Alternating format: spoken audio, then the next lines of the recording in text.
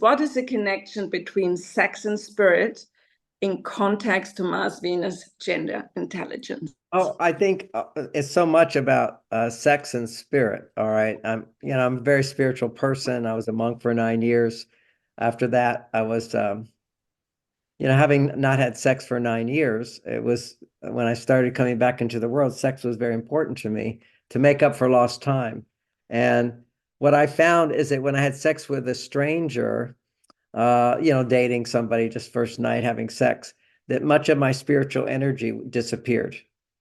There's like a sexual, spiritual potency that I had as being celibate. I could, I could meditate easily for 15 hours effortlessly. This is called spiritual potency. I felt, oh, I'm enlightened. Now I know 40 years later that there's so many levels of enlightenment. So I don't want to be bragging here. There's always more and more and more. But there was the experience of just feeling I'm one with the vast openness. The beginning experience was as a monk, meditating hours and hours, I would experience the vast openness of the universe. Then I became that oneness. That was another level of enlightenment, so to speak. And then feeling a oneness with other people, so to speak. So there's a lot of different spiritual experiences. People have them. But for me, just as in answering your question, what I found is that when I would have sex with somebody who I didn't feel a loving connection with, I would feel depleted afterwards. And yet when eventually I married Bonnie, I never felt depleted because the sexual energy was coming from a place of love. And the energy would go to her, and her loving response is bringing the energy back. And with that energy, I was giving to her. So it became more of what I felt. And that was the first workshop I started teaching after being a celibate for 9 years. No masturbation, no sexual release at all. You don't have to have sexual release. If you're meditating, you're transmuting that energy. If you don't transmute the energy, then your pipes, you get problems. Okay. People lose their vitality when they're not having sex. So I think sex is really important.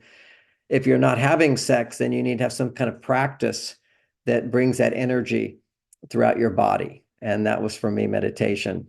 So the answer to the question is the relationship of sex to spirituality is love.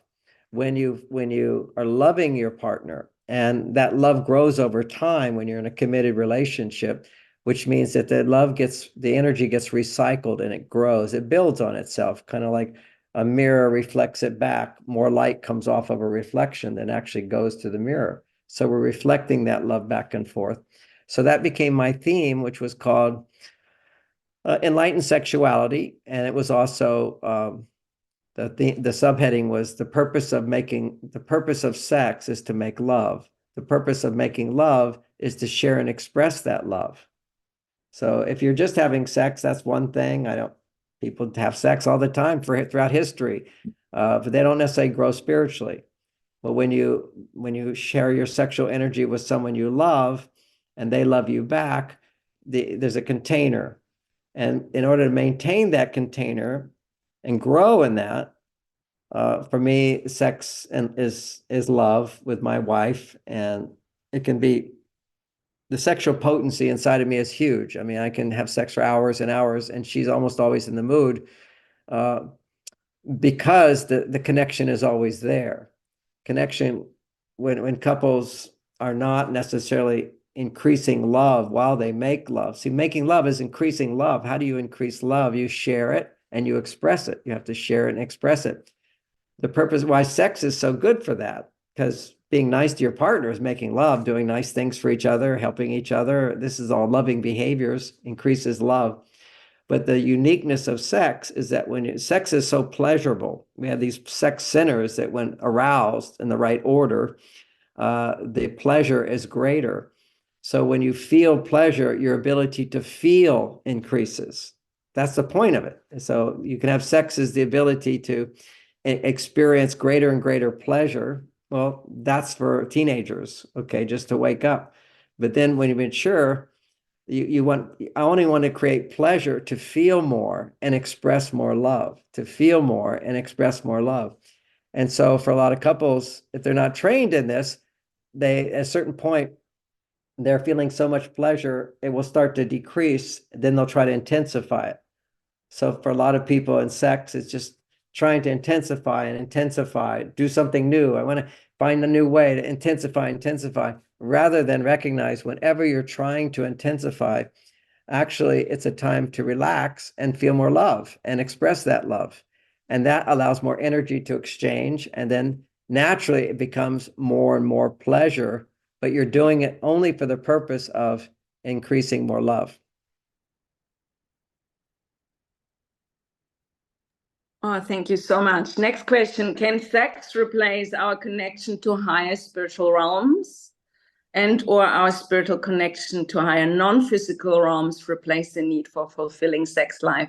In a way, you have already mentioned a few things around that, but maybe you could dive deeper into it. Yes, happy to. It's a good question. Would you say it again? It was like two questions in one. Okay, so yeah, so can sex replace our connection to higher spiritual values and Let's stick with or that. Let's start with that stick with one. that? So, Okay. okay. Can it replace? It can express. So I'll tell you my journey, and it's not everybody's journey, but I think we can pull out of this something of value, which is for me, I did spiritual bypass. A lot of people in the spiritual movement, the New Age movement, and so forth, they're doing spiritual bypass, which is ignoring all their emotional stuff and just doing meditative practices. Practically speaking, in terms of the energy centers of the body, I'm just going to focus on sending the energy up to the top.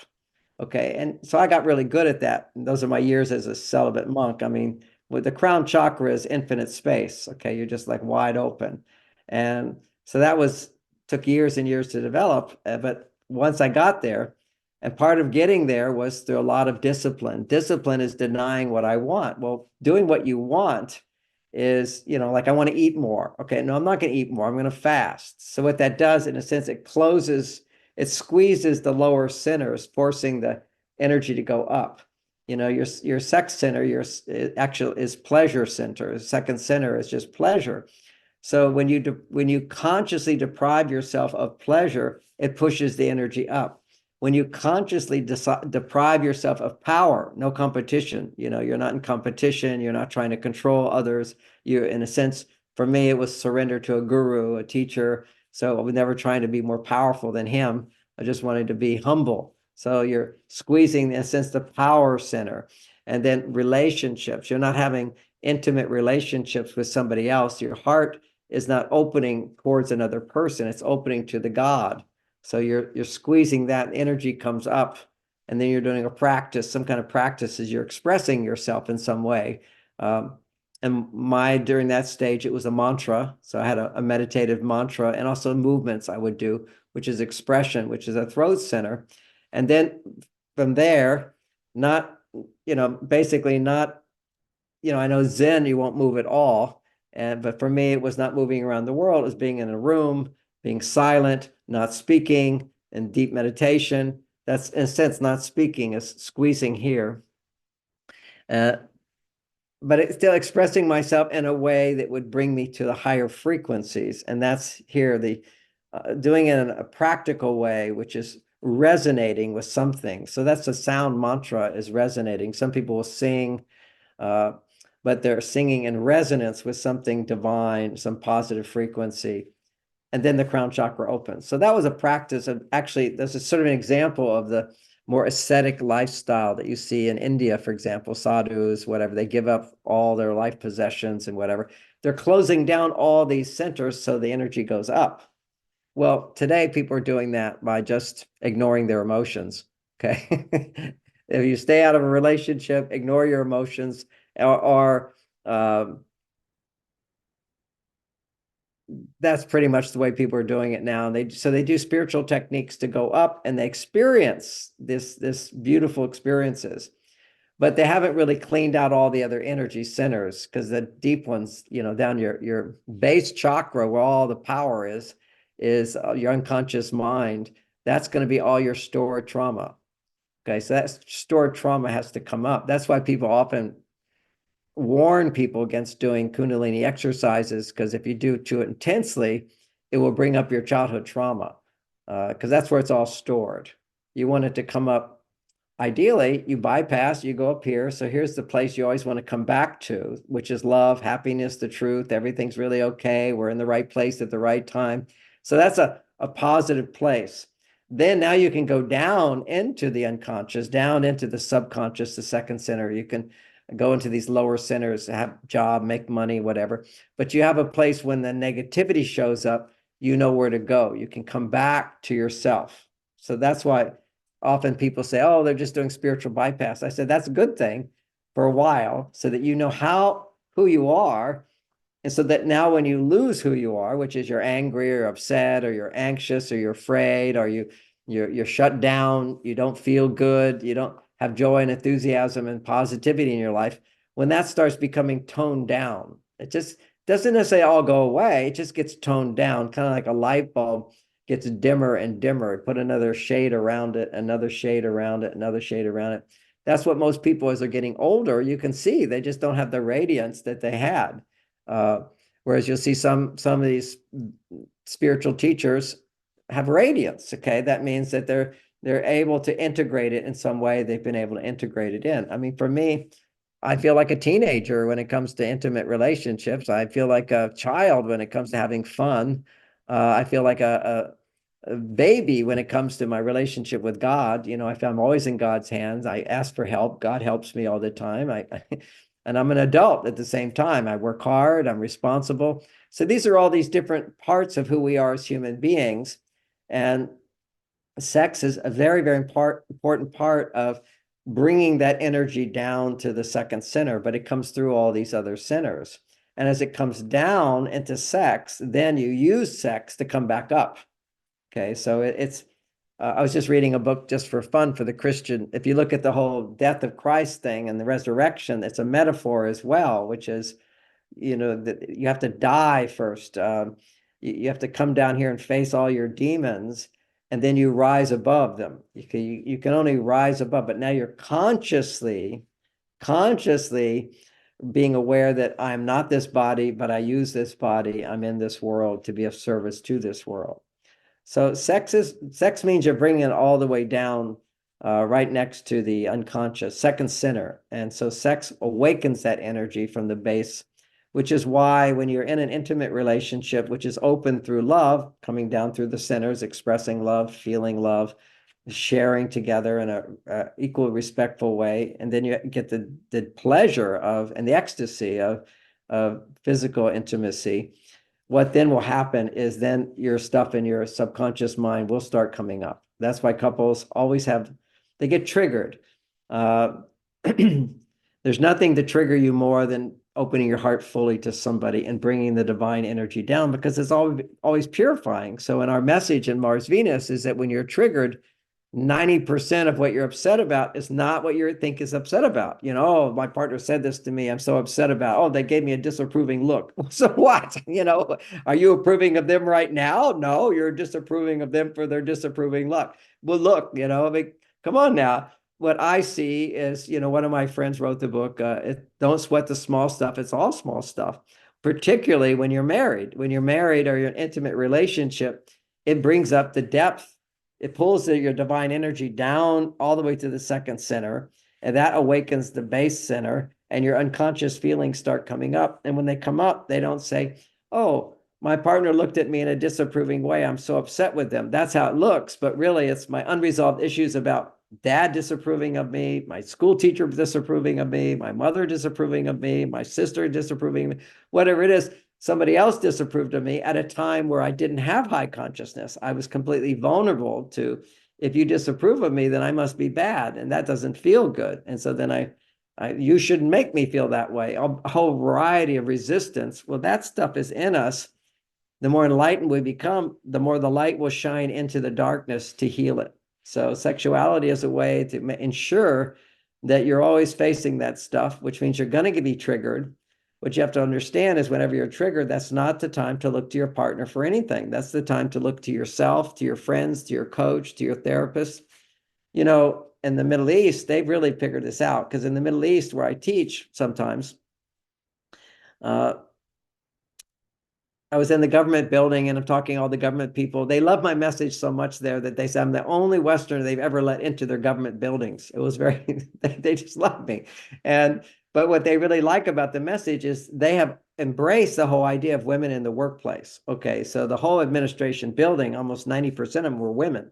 But I explained to them that women in the workplace, it's all about being of service to people that you don't know, you don't care about, or whatever. So they're all on their male side, and they burn out, and they get stressed, and they get unhappy, and they get competitive, and they dissatisfied, and they have complaints. Why is that? Because they need to come back to their female side. And Mars Venus coaches, they love them because it's a place where women can, in a sense, share what they're feeling and learn how to share what they're feeling to feel better.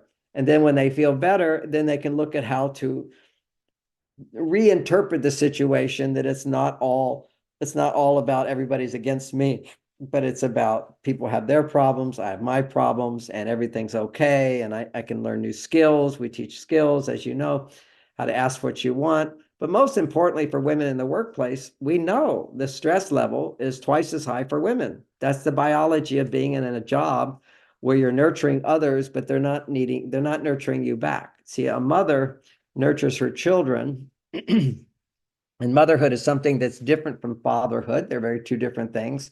But when a mother is caring for her children give her back unconditional love.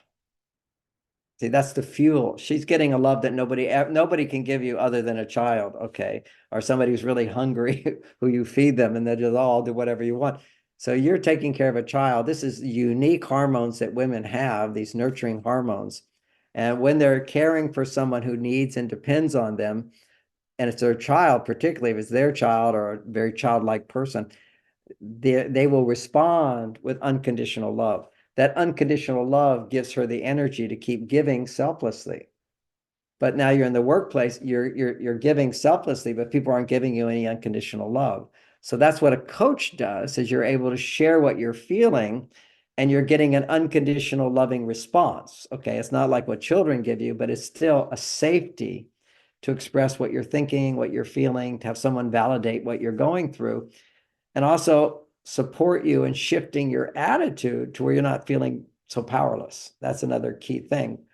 We often feel that as coaches in Mars Venus, we don't want people just to feel victimized. Certainly emotions are victimized emotions. Anger, you're being a victim. Sad, you're feeling I'm deprived. You feel afraid. I don't have support in my life. You feel guilty. You're not being nice to yourself, basically. So these are all victim states, which we have to express in order to come back to realizing that everything's not so bad, and not to sweat the small stuff, and to love ourselves, to forgive others. We're all doing the best we can. And that's a place we can come back to. Now, people who've done spiritual process, it can be a little easier for them to come back to that place, because when you're in the place of unconditional consciousness, it's love. But ironically, the people who are really good at bypass often can't go into the darkness. See, so they avoid their feelings more. And what they end up doing as a result is then projecting onto others that, if you have something coming up inside yourself, which is, I'm angry at this person for talking too much, then it's only because a part of you is not willing to look at the part of you that talks too much. Or maybe you're mad at someone for being egotistical. You're so arrogant. You get upset with someone being arrogant. Well, why does it upset you so much? Because there's a part of you that's arrogant that you don't want to look at. Okay, when women they get so upset with selfish men. They call narcissists. I'm so upset with him. Much of the time, they're just upset with him being quote, what they think is a narcissist, is they don't want to look at their own self, which is a narcissist, which is, I'm demanding more and I'm not getting it. I mean, actually, what is selfishness but to be thinking, I'm not getting this, I'm not getting this, I'm not getting this. And we create space for women to do that without feeling like they're narcissists. We all should be in touch with what it is we're wanting and wanting and wanting and not getting. But we don't want to throw that onto somebody else as complaining. We want to teach women how you can ask what you want and get it, and use your intuition to find out what's appropriate to ask for, how much to ask for, and so forth, and have some guidelines of what's practical and what will work. You can't just feel like you're giving and giving and giving and then demand, so I deserve more. that's not going to work. So we have to help women to let go of, and men as well, to let go of the things that are bothering us inside, because anytime we're upset, typically, particularly in a marriage, but also in life, when things really upset us, they trigger us, it's because something from the unconscious mind is surfacing. But the mind doesn't go, hey, this is my unresolved feelings about XYZ. We think it's all about what's going on now. And what we begin to realize on our spiritual journey is that life is no longer against us, but everything is for us. Everything is there to help us get in touch with whatever's keeping us from being the most wonderful person that we are.